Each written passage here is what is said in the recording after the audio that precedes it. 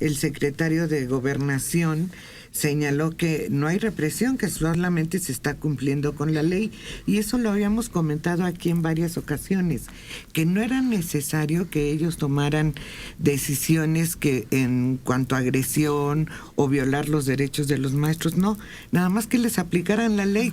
Señor, faltas 3 días, se te da de baja, punto. Así es. Y lo establece la ley en uno de sus artículos, y está perfectamente protegido el gobierno ante eso. Sí, y lo más grave, que hubiera un grupo informal que estuviera a cargo de un organismo de gobierno, no nombrado por el Estado, no controlado por el gobernador. El gobernador no era el jefe del instituto estatal. Entonces, eso es una irregularidad muy grande. Es que ahí también se mencionó en algún momento en que por qué se le hacía responsable únicamente al que presidía el IEPO y a Rubén Núñez, si los que realmente dejaban en sus manos el presupuesto pues eran los gobernadores. El anterior, que fue priista, Ulises Núñez, ¿no? Ruiz. Ulises Ruiz. Sí, Núñez. No, pero desde Eladio venía Eladio Ramírez, creo que era, ¿no? Sí, pues tiene 23 años. Sí. La coordinadora dominando eso. Sí, que les da esta prebenda para quitárselos de encima, pues. Entonces, pues nunca fue suficiente. Ceder a un chantajista siempre da lugar a que el chantajista pida más, no a que te deje en paz.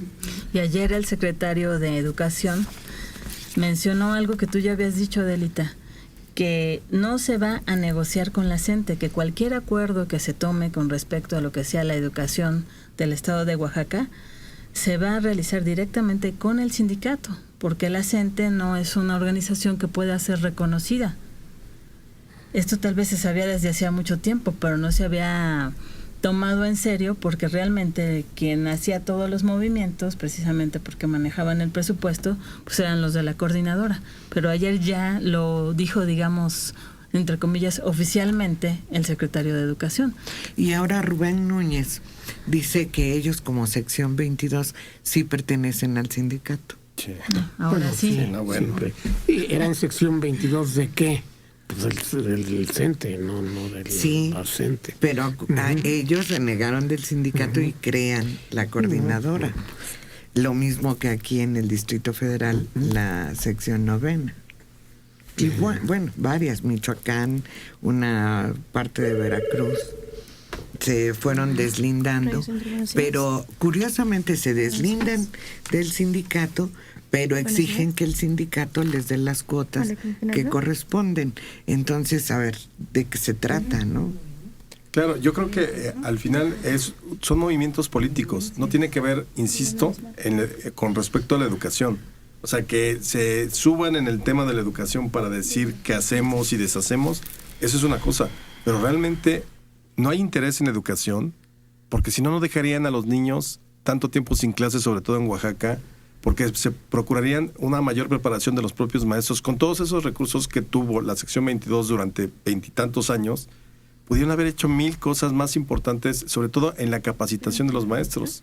Pero no, o sea, insisto, son movimientos políticos que se crearon para garantizar el control, para evitar movimientos sociales que pudieran desestabilizar al gobierno local y desde luego al gobierno federal, y que todo eso son resabios del siglo XX, de la segunda mitad del siglo XX.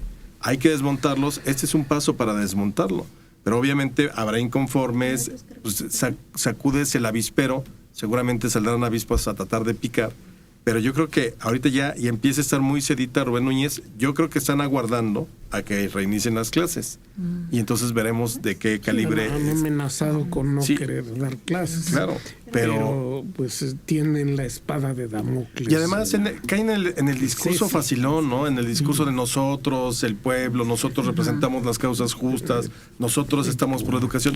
Y no es cierto. El problema es que mucha gente se compra rápidamente ese discurso. Bueno, no vimos a Morena la semana pasada diciendo nosotros nos subimos con ustedes porque esto es una represión contra ustedes. ¿De dónde?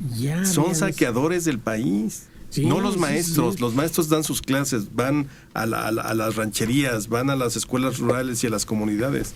Muy bien. Estos líderes son rémoras para el país, son igual que muchos de los partidos políticos, igual que muchos de las clases políticas, son obstáculos para tratar de construir un país distinto. Y no aceptaron el apoyo ni de ninguna manera. Se consideran los puros, el non plus ultra de la lucha política en México. Pues no.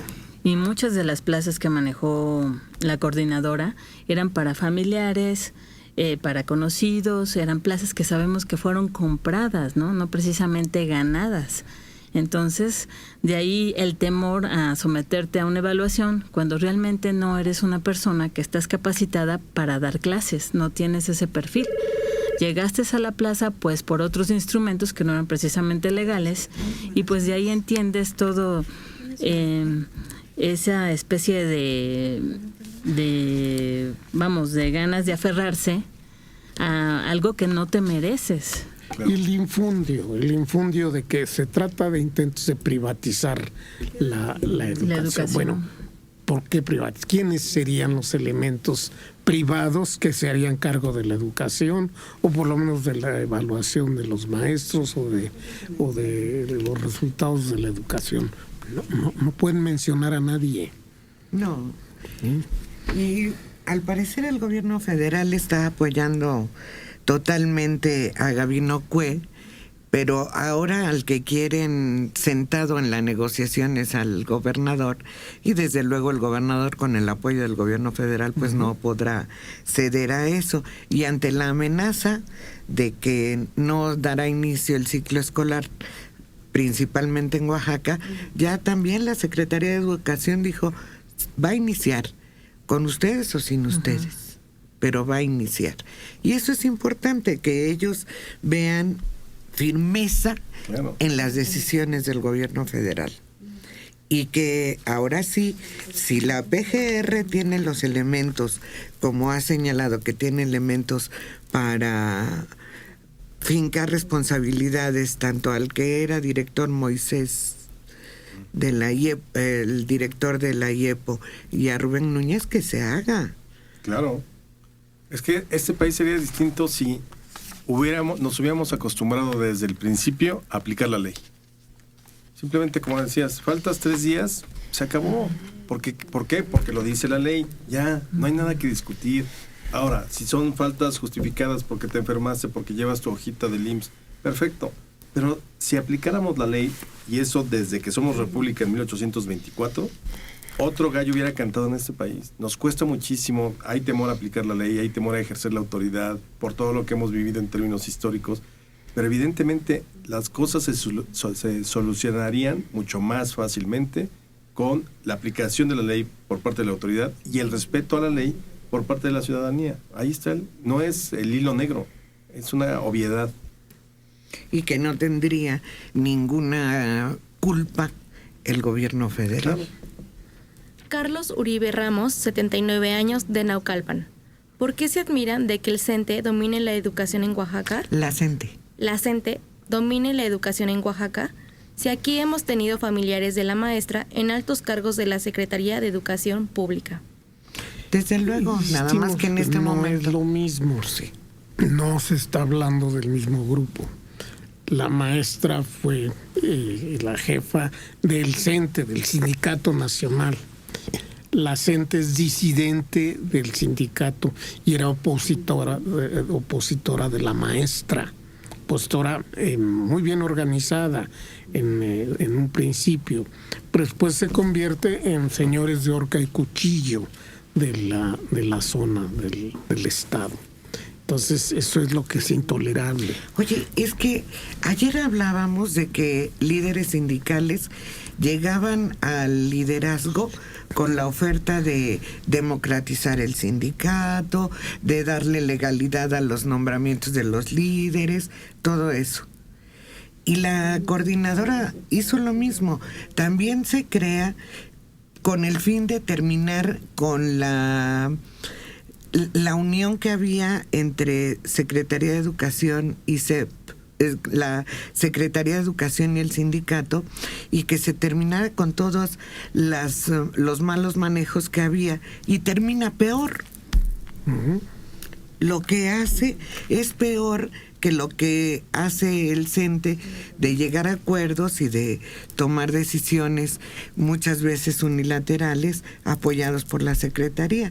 Pero la coordinadora terminan convirtiéndose prácticamente en delincuentes. Claro, mucho tiempo se habló de que la CENTE era como la opción frente a ese cacicazgo brutal que tenía la maestra en el sindicato de trabajadores de la educación. O sea, y sí se veía al menos para la opinión pública como una alternativa, como el aire fresco de un sindicato que trataba de democratizarse y demás. Pero como dices, terminó siendo lo mismo. O sea, en vez de tener un grupo gangsteril en el sindicato de maestros, ahora tenemos 2 grupos gangsteriles. Nomás que la lideresa de uno de ellos, pues ahorita está en la cárcel, ha disminuido su fuerza, pero entonces el otro salta en el momento en que disminuye la fuerza del CENTE con la aprehensión de la maestra. Entonces sube la fuerza de la CENTE, pero prácticamente son lo mismo. Ya a estas alturas ya es lo mismo. Ya tenemos que deshacernos de esas rémoras.